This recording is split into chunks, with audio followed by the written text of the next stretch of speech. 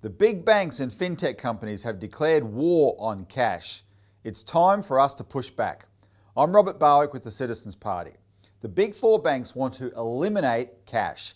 No cash means they can take a cut of every transaction. It represents a massive transfer of power to a financial oligarchy. They can monitor every transaction you make, harvest that data and sell it for enormous profits to advertisers. First, the big four banks and fintech companies tried to use their sock puppets in Parliament to pass legislation in 2020 to ban cash purchases over $10,000. The Citizens Party and key collaborators mobilised Australians against the cash ban. We succeeded. The cash ban legislation was defeated, as you can see from this screenshot of our website in December 2020. Now, the banks are ripping out ATMs, shutting down branches and instructing some of their branches not to accept cash deposits. They're trying to ban cash by simply making it inaccessible. We'll tell you more about why this is so dangerous and why it must be stopped. First, you should know we're asking you to sign our petition in support of a new public post office bank. A government-owned people's bank is the only way we can effectively turn back the power of the big four banking monopoly and restore banking inclusiveness and accessibility. You can learn more about this towards the end, so stick around. It's important to realise that powerful financial forces are actively, aggressively promoting a cashless society, trying to ram it down the throats of an unwilling population. A recent poll showed 70% of Australians oppose a cashless society. My State Bank's research asked Aussies would they be happy to transition to a completely cashless society. The answer was no. Ceaseless, hostile, paid for, so-called news stories insult cash and people who use it as behind the times, outdated, old-fashioned and outmoded. But the truth is that cash is what underpins confidence in digital transactions. Imagine you went to a casino and bought chips to gamble. When it came time to cash in your chips, suppose you were told, sorry, no cash out. You would be trapped, only able to spend the chips where the casino allowed it. That's basically what banks are doing when they shut down ATMs and bank branches. It's all for their convenience, not yours. Having access to cash is your right.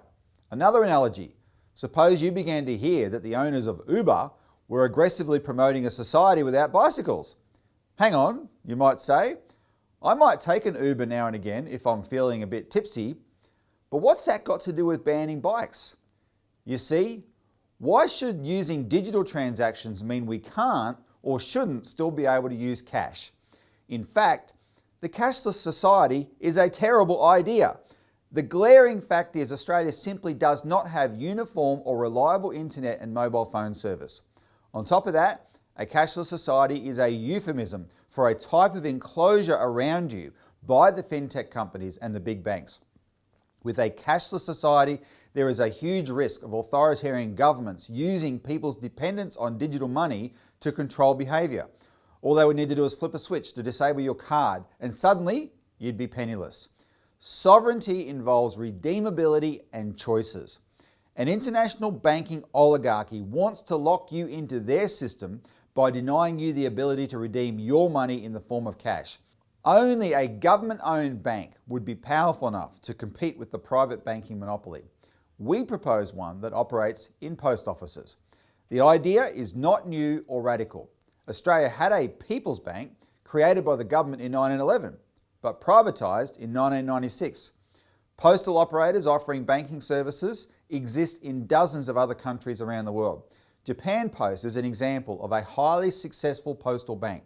The role of Japan Post was instrumental in enabling Japan to rise out of the rubble after World War II. Kiwi Bank is a New Zealand state-owned bank which started in post offices. The Citizens Party has legislation to create a national post office people's bank.